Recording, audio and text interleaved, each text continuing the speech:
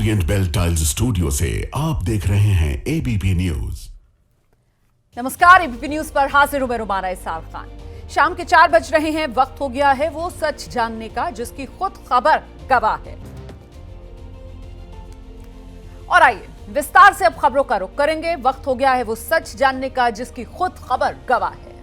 अनिरुद्ध आचार्य के विवादित बयानों को लेकर योग गुरु बाबा रामदेव का बयान सामने आया है। वो कह रहे हैं कि ऐसे लोगों को तो गुरु कहना ही बंद कर देना चाहिए। सनातन का गुरु वही है जिसने राष्ट्र विकास में योगदान दिया। ये लोग प्रवचन के नाम पर प्रवंचना करते हैं, ये कह रहे हैं बाबा रामदेव। चरित्र का पतन बढ़ गया है, किसी वर्ग को टारगेट करना ठीक नहीं है। कुछ ऐसे कथावाचक है ना जिस पर आपकी राय जानना बहुत जरूरी है। 15 अगस्त क्यों मनाया जाता है उसको लेकर बोलते हैं कि अनिरुद्ध आचार्य, मैं नाम ले लेती हूं, कि अगस्त ऋषि ने समंदर पी लिया था तो डर के मारे जो अंग्रेज थे वो भाग गए और इसी वजह से हम स्वतंत्रता दिवस मनाते हैं। लिव इन में रहने वालों की तुलना वो कुत्ते बिल्लियों से करते हैं। लड़कियों के लिए वो वैश्या जैसे शब्द का इस्तेमाल करते हैं। 14 साल की उम्र में शादी की वकालत करते हैं। अब उनकी इतनी लंबी फहरिस्त से हमारा कार्यक्रम खत्म हो जाएगा। इस तरह के लोगों से सनातन धर्म को क्या ज्यादा खतरा नहीं है, जो लोगों को बरगला रहे हैं, झूठ बोल रहे हैं? थोड़ी कठोर बात कह रहा हूं, मैं किसी का नाम नहीं लूंगा, लेकिन जिनको हम कह रहे हैं कि सनातन धर्म के कथाकार गुरु, ये सनातन धर्म के लिए मैंने एक ही बात कही, सनातन धर्म का गुरु या सन्यासी वो है जिसने देश के लिए कुछ कंट्रीब्यूशन किया, हेल्थ में, एजुकेशन में, रिसर्च में, एग्रीकल्चर में, इंडस्ट्री में। भारत को भारत बनाने में उनका क्या योगदान है? जिसका भारत को भारत बनाने में योगदान नहीं है वो कुछ भी बकवास करे, कुछ भी बोले, कुछ भी बयान दे, इससे कोई सनातन धर्म लेकिन झूठ बोल रहे हैं ना। तो अगर 15 अगस्त की हम कुछ बच्चे अगर सुनेंगे वो सोशल मीडिया पर इसलिए मैं कह रहा हूं आएंगे एग्जाम में, ऐसे लोगों पर लगाम लगनी चाहिए ना। ऐसे लोगों को आप गुरु कहने बंद कर दीजिए ना। तो शाम 4:30 बजे देखिए बाबा रामदेव का ये पूरा इंटरव्यू। हम आगे बढ़ेंगे। बेगूसराय रेलवे स्टेशन पर बड़ा हादसा टल गया। मालगाड़ी के नीचे से गुजरने की कोशिश कर रहे 3 लोग और अचानक ट्रेन खुल गई, जिसकी वजह से बाल बाल ये बचे। गनीमत रही कि तीनों ट्रैक पर लेट गए थे और उनकी जान बच गई। वीडियो देखिए आप। एक महिला रेलवे ट्रैक पर लेटी हुई नजर आ रही है, उसके ऊपर से मालगाड़ी गुजर रही है। महिला ने धैर्य बनाए रखा, बिल्कुल हिली डुली नहीं। ट्रेन के गुजरने के बाद महिला खुद उठी और किनारे पर आ गई। रेलवे अधिकारियों के मुताबिक यहाँ 2-2 फुट ओवर ब्रिज बने हुए हैं। इसके बावजूद कुछ लोग ऐसे हैं कि नियम तोड़ते हैं, अपनी जान खतरे में डालते हैं। इस घटना का वीडियो सोशल मीडिया पर वायरल है।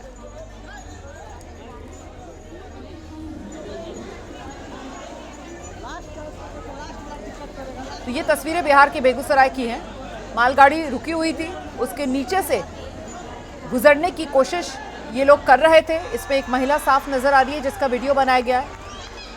वो फौरन संभल गई, उसको एहसास हो गया कि मालगाड़ी चलना शुरू हो गई है और फिर वो ट्रैक पर लेटी रही जब तक पूरी मालगाड़ी गुजर नहीं गई। गनीमत ये रही कि जान बच गई सभी की।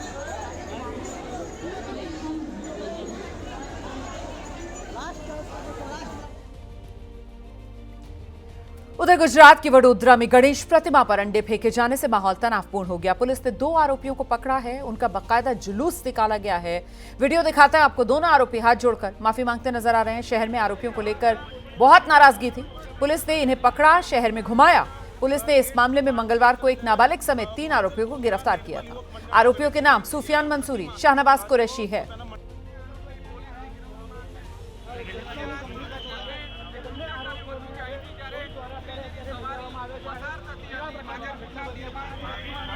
तस्वीरों में आप देख रहे हैं, यही वो आरोपी हैं जिन्होंने आस्था के साथ खिलवाड़ किया, जिन्होंने आस्था को ठेस पहुंचाने का काम किया। और इसके बाद पूरे इलाके में बहुत गुस्सा था, बहुत आक्रोश था। पुलिस ने इन लोगों को पकड़ा और पुलिस ने इन्हें अच्छे से सबक सिखाया। उसके बाद देखिए पूरे इलाके में जुलूस निकाला जा रहा है।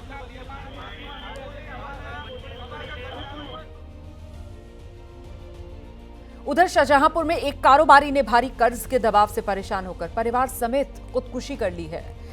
दरअसल यहां दुर्गा इनक्लेव कॉलोनी में हैंडलूम कारोबारी दंपत्ति ने आर्थिक तंगी से परेशान होकर पुलिस के मुताबिक खुदकुशी की है। हरियाणा हैंडलूम के मालिक थे सचिन ग्रोवर, उनकी पत्नी शिवांगी ग्रोवर। पिछले काफी समय से कर्ज में डूबा हुआ था परिवार। गहने, कार, घर तक सब गिरवी पड़ा हुआ था।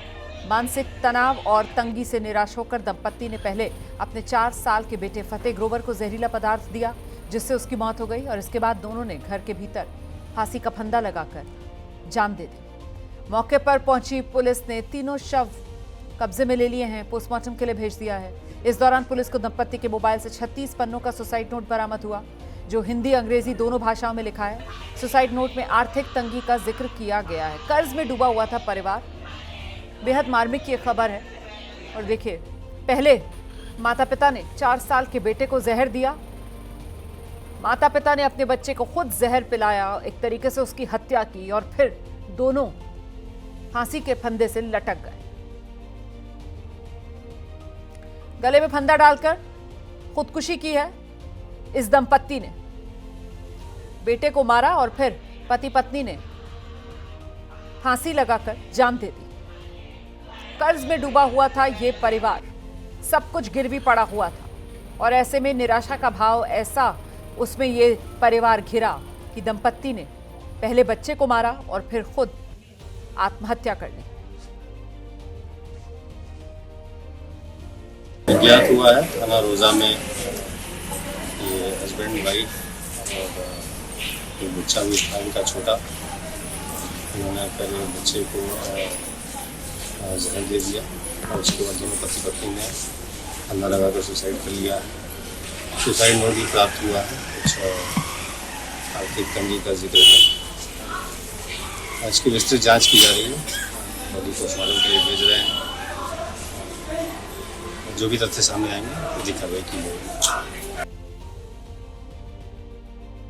तो शाहजहांपुर से सामने आई है ये बेहद दिल दहलाने वाली घटना। पति पत्नी बेटा 3 लोग अब इस दुनिया में नहीं है। आर्थिक तंगी से परेशान था ये दंपत्ति। हैंडलूम के कारोबार में जुटा हुआ था ये दंपत्ति और उसी कारोबार में इस दंपत्ति को घाटा हुआ। काफी समय से कर्ज के दबाव में थे। अपने 4 साल के बेटे को पहले जहर खिलाया और उसके बाद दंपत्ति ने फांसी लगा ली।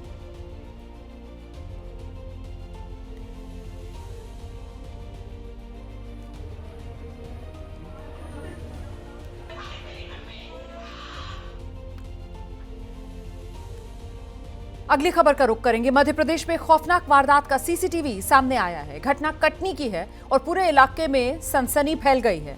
वीडियो एक घर में आग लगने का। देखिए कैसे कुछ लोग रात में घर के बाहर पहुंचे, घर के गेट पर आग लगाकर भाग गए। वीडियो में भीषण आग लगी नजर आई, लेकिन गनीमत रही कि ये आग ज्यादा फैलती उससे पहले ही लपटों पर काबू पा लिया गया। ये घटना माधवनगर इलाके की बताई जा रही है, जिसके बाद से घर में रहने वाले ही नहीं बल्कि आसपास रहने वाले लोग भी दहशत में आ गए हैं। ये वारदात बीती रात हाउसिंग बोर्ड निवासी नाजिम खान के घर को निशाना बनाकर अंजाम दी गई। 3 आरोपी एक स्कूटी पर सवार होकर पहुंचे थे। तीनों ने अपने चेहरे ढक रखे थे और हाथों में कुछ बोतलें थीं जिनमें ज्वलनशील पदार्थ था। एक एक करके 2 आरोपी उतरे, घर के गेट पर पहुंचे। चंद सेकंड में वहां आग लगाकर फरार। बताया जा रहा है आरोपियों का मकसद पूरे परिवार को जलाकर मार डालने का था। इसीलिए अग्निकांड को अंजाम देने की कोशिश की गई, लेकिन ये कोशिश कामयाब नहीं हो पाई क्योंकि घर के गार्डन में पानी होने की वजह से समय रहते आग पर काबू पा लिया गया। सीसीटीवी फुटेज के आधार पर आरोपियों की तलाश की जा रही है।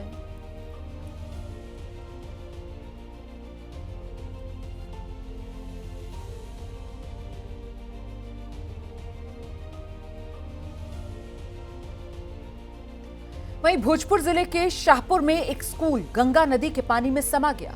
इसका वीडियो सामने आया है। इसमें दिख रहा है कि स्कूल की इमारत के पास गंगा का पानी है। अचानक स्कूल भरभरा कर गिर पड़ा और गंगा नदी में बह गया। इस स्कूल में आसपास के गांव के काफी संख्या में बच्चे पढ़ते थे। पहले खेत खलिहान और पक्के मकान डूबने से इलाके में दहशत। गंगा का जलस्तर भले ही यहां अब घट रहा हो, लेकिन तबाही का दर्द और साथ ही डर ये लगातार इस इलाके में बना हुआ है।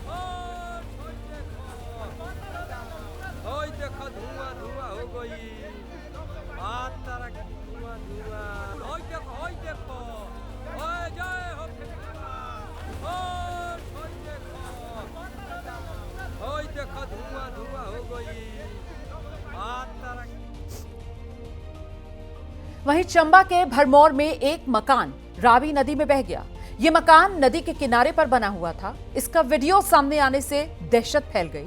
आसपास रहने वाले लोगों ने अपना मकान खाली कर दिया। रावी नदी का जलस्तर बढ़ने से लोगों को लगातार यहां चेतावनी दी जा रही थी। इस बीच मकान लैंडस्लाइड के बाद उसकी चपेट में आ गया और बाढ़ में बहता चला गया। इस हादसे में किसी की जान का नुकसान नहीं हुआ है।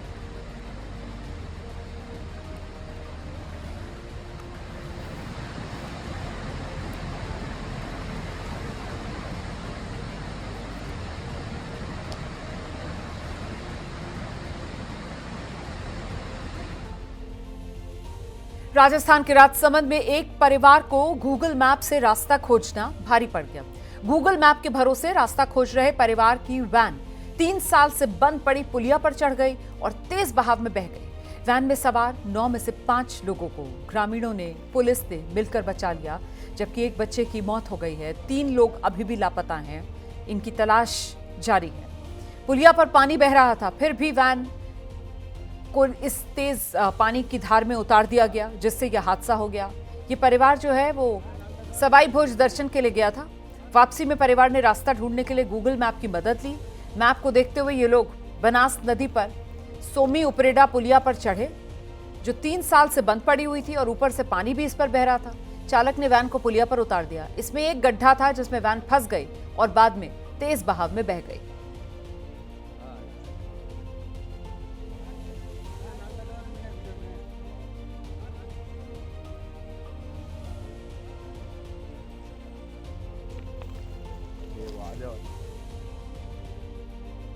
वहीं भारी बारिश की वजह से जम्मू के कठुआ में हाल बेहाल है। सीआरपीएफ के कैंप को बाढ़ ने घेर लिया है। सीआरपीएफ के 22 जवान फ्लैश फ्लड में फंस गए थे, जिन्हें बचाने के लिए सेना का हेलीकॉप्टर देवदूत बनकर आया। सेना का हेलीकॉप्टर उसी बिल्डिंग पर आया जहां सेना के जवान फंसे थे।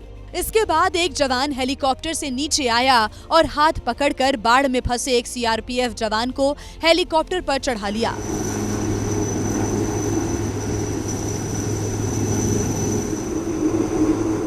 भारतीय सेना ने 2 और जवानों का रेस्क्यू किया और उन्हें लेकर आसमान में उड़ गया।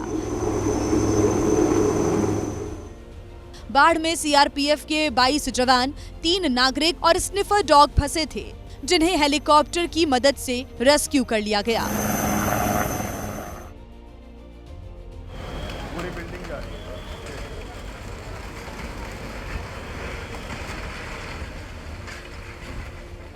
देखिए, जवानों का रेस्क्यू वक्त रहते कर लिया गया, वरना तो बड़ी अनहोनी हो सकती थी। और ये मैं क्यों कह रही हूं, क्योंकि जिस इमारत से इन जवानों का रेस्क्यू किया गया, जिस इमारत में इन जवानों ने रात गुजारी थी, वो रेस्क्यू के बस चंद मिनट बाद ही पानी में बह गई।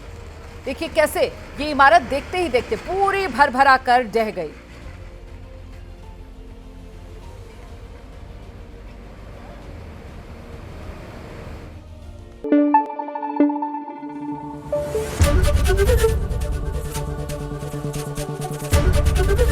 एबीपी न्यूज आपको रखे आगे।